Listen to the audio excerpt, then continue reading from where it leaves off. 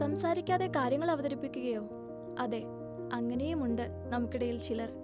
അവർക്കുണ്ട് ഒരു ലോകം, അവർക്കുണ്ട് ഒരു ഭാഷ.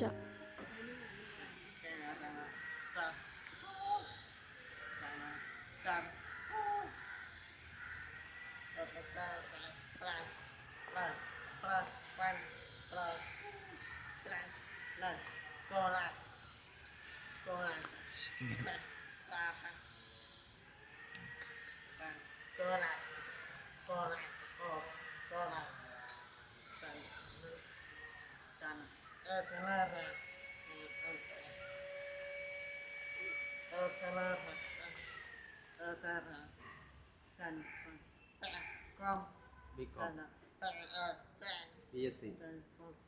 Doctor, MBBS. Dental doctor. ENT doctor. Yes. Study, okay. Hearing. Hearing school.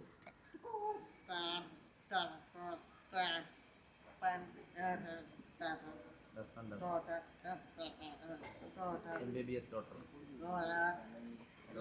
Lawyer. Bus driver.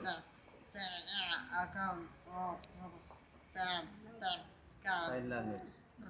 അപ്പൊ ഈ ആംഗ്യഭാഷ ചേച്ചി പഠിച്ചിട്ടുണ്ടോ? ഉണ്ട്. ഞാൻ അതായത് 2012 നമ്മുടെ കരുണാഭവൻ മഠത്തിൽ വന്നിട്ടുണ്ടായി. അപ്പൊ അവിടെ എനിക്ക് കുറെ കൂട്ടുകാരുണ്ട്, മിണ്ടിയ കേൾക്കില്ലാത്ത പിള്ളേരാണ്. അപ്പൊ എനിക്ക് ആ പിള്ളേരോട് ഭയങ്കര ഇഷ്ടമാണ്. അവസാനം കുറച്ച് പേര് ആശം കാണിക്കുന്നുണ്ട്. അപ്പൊ ഞാനും അതുപോലെ വേഗം പഠിച്ചെടുത്തു.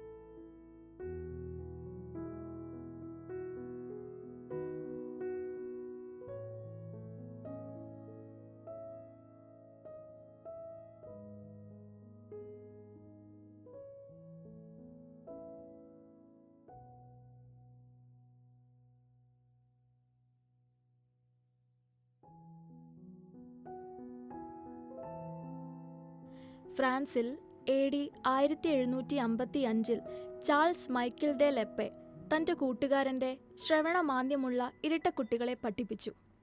സൈൻ ലാംഗ്വേജ് ദേശീയ ഭാഷയാണെന്നും ആംഗ്യഭാഷയിലൂടെ അവർ പഠിക്കണമെന്നും അദ്ദേഹം ആവശ്യപ്പെട്ട് ആംഗ്യഭാഷയ്ക്ക് പുതിയ അടയാളങ്ങളും ആരംഭിച്ചു.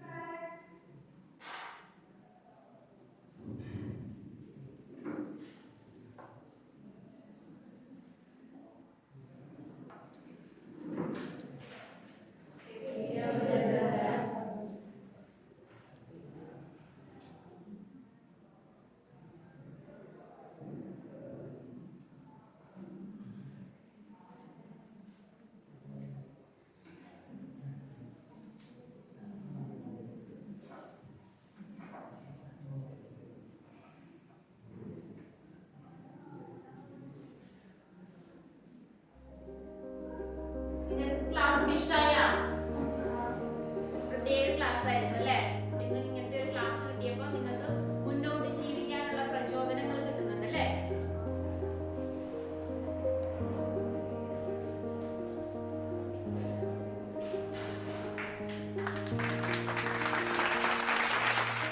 അവൾ സ്കൂളിൽ പോയി സൈൻ ലാംഗ്വേജ് പഠിച്ച് വന്ന് ഇപ്പോൾ തുടക്കത്തിൽ ഞങ്ങൾക്ക് അവളോട് സംസാരിക്കാനൊക്കെ ഇച്ചിരി ബുദ്ധിമുട്ടുണ്ടായിരുന്നു. പിന്നെ അവളുടെ സൈൻ ലാംഗ്വേജ് ഞങ്ങൾക്ക് അറിയാൻ പാടില്ലാത്ത കാരണം അവർ ബുദ്ധിമുട്ടത്. അത് കഴിഞ്ഞ് കുറച്ച് കഴിഞ്ഞ് പിന്നെ ഞങ്ങൾ അവളോട് തന്നെ ചോദിച്ചത് മനസ്സിലാക്കി എങ്ങനെ അവളോട് സംസാരിക്കേണ്ടത് എങ്ങനെയാണെന്നുള്ളതൊക്കെ ഇപ്പം ഞങ്ങൾ പഠിച്ചു വരാണ്. അപ്പോൾ എൻ്റെ ഒരു അഭിപ്രായത്തിൽ എല്ലാവർക്കും ഒരു സൈൻ ലാംഗ്വേജ് പഠിക്കുന്നതാണ് നല്ലത്. ഇപ്പോൾ സ്കൂളിലായാലും ഞങ്ങൾക്ക് അവർ അവിടെ പറയുന്നുണ്ട് എല്ലാവരും പേരൻസ് ആയാലും സൈൻ ലാംഗ്വേജ് പഠിക്കണം, അവരുടെ സൈൻ ലാംഗ്വേജിൽ സംസാരിക്കണമെന്നുള്ളതൊക്കെ.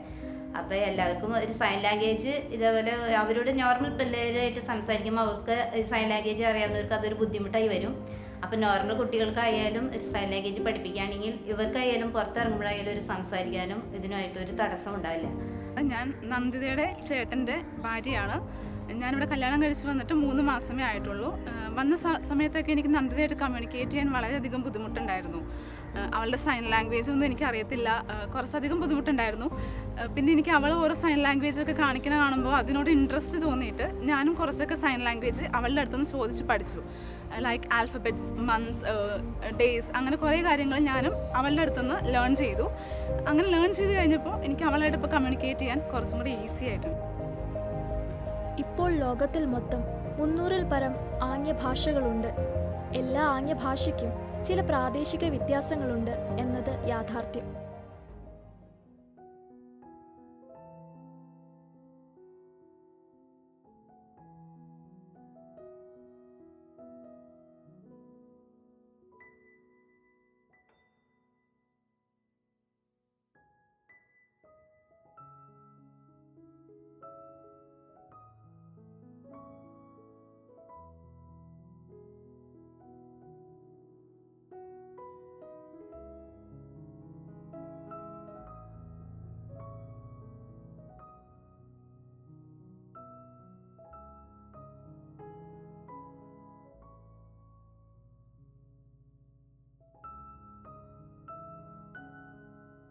സിസ്റ്റർ എത്ര കാലമായി ഈ സൈൻ ലാംഗ്വേജ് മേഖലയിലോട്ട് വന്നിട്ട്?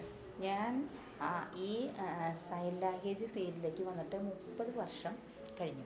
ഇപ്പം നമ്മുടെ ഈ ഒരു സൈൻ ലാംഗ്വേജിൽ നമ്മുടെ കേരള സർക്കാർ എന്തൊക്കെ നടപടികളാണ് എടുക്കുന്നത്?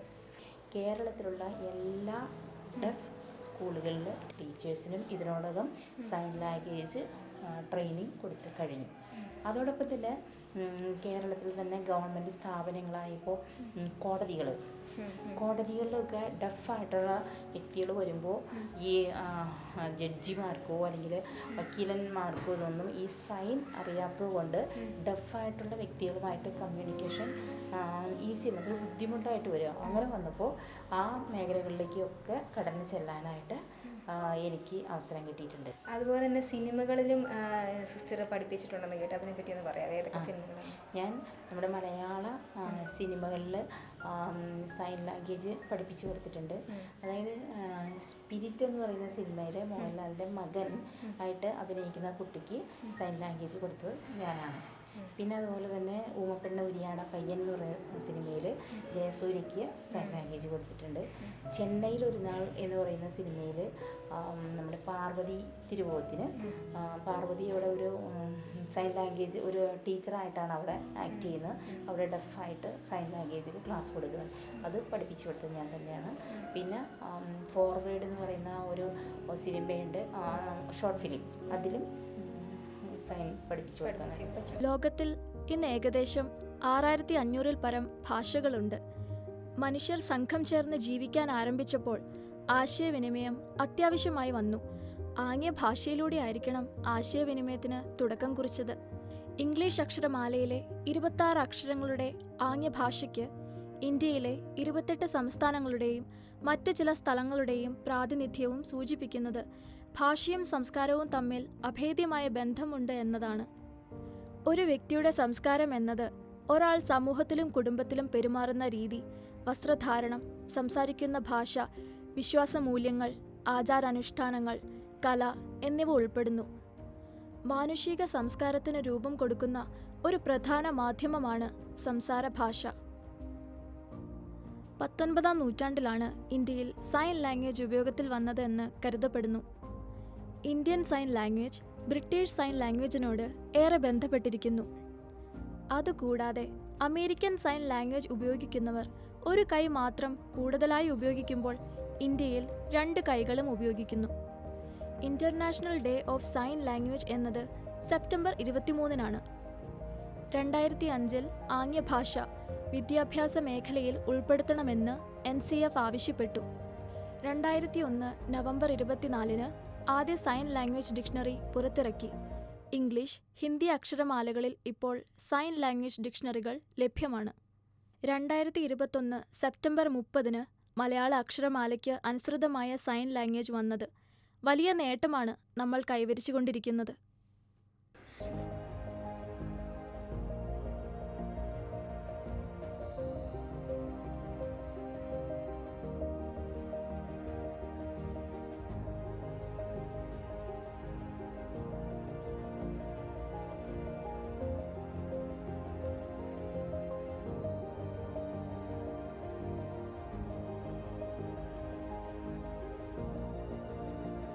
Life is a journey. In life, people are not difficult, but different. Life and language matter.